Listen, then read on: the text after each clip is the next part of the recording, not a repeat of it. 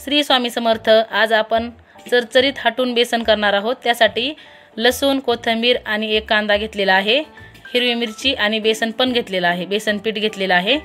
त्यासाठी आपल्याला आता मिक्सरमध्ये हिरवी मिरची टाकून बारीक करून घेणार आहोत।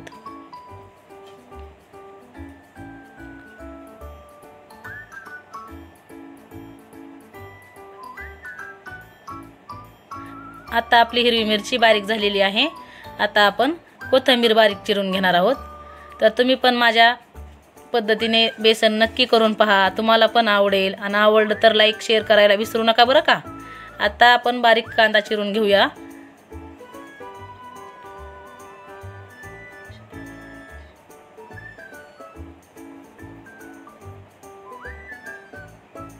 कांदा बारीक चिरून झाल्यानंतर खलबत्त्यामध्ये आपण लसूण पाकळ्या ठेचून घेऊया। लसूण चांगला ठेचून घेतल्यामुळे बेसनाला चव छान येते। इथे बघा आपला सगळे तयार झालेला आहे। गॅसवरती कढई ठेवून त्यामध्ये तेल टाकून घेऊया।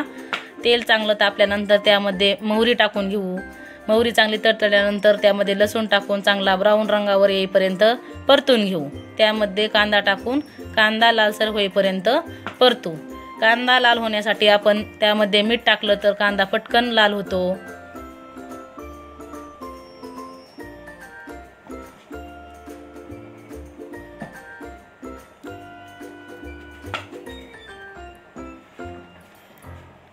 आता आपला कांदा चांगला लाल रंगावरती परतून झालेला आहे। त्यामध्ये आता आपण 1 चमचा जिरं टाकून घेणार आहोत। जिरं पण छान लाल रंगावर झाल्यानंतर त्यामध्ये आपण अर्धा चमचा हळद टाकणार आहोत।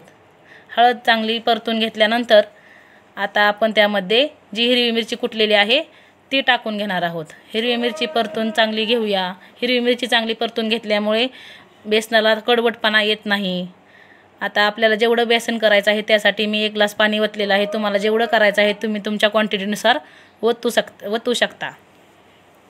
आता बेसनाला बघा चांगली उकळी आलेली आहे। आता बेसनाला उकळी आल्यानंतर आपण ते पीठ चांगलं एका विक्सच्या साहाय्याने हाटून घेऊया। हाटलेले बेसन खायला एकदम छान लागते, ज्वारीच्या भाकरीसोबत, भातासोबत। तुम्ही नक्की ट्राय करून पहा। तुम्हाला माझी रेसिपी आवडली तर लाईक करा, शेअर करा आणि सबस्क्राईब करायला विसरू नका बरं का मंडळी।